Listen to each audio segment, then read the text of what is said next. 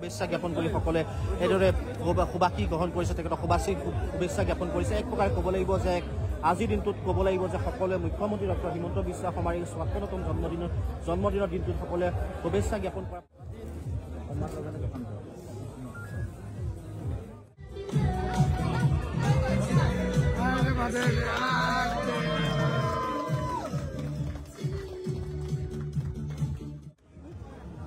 প্ৰতিবাৰেই নিশা 12টা বজাত বিভিন্নজন আহে আৰু জন্মদিনৰ শুভেচ্ছা জনায়।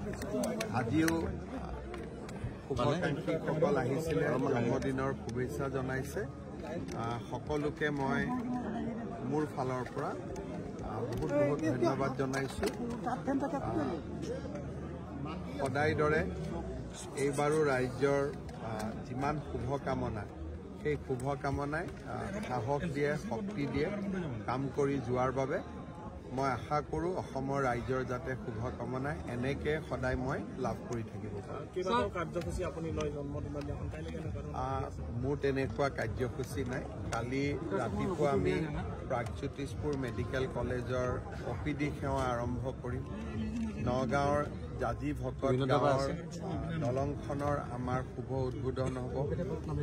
কালিৰ পৰা মুখ্যমন্ত্ৰীৰ আত্মনিৰ্ভৰ অভিযানৰ আবেদন আৰম্ভ হ'ব।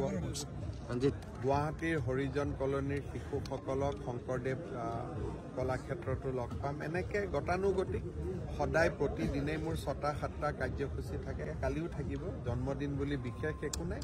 সদায় যেনেকৈ গুৱাহাটীত থাকিলে কাৰ্যসূচী হয় তেনেকৈ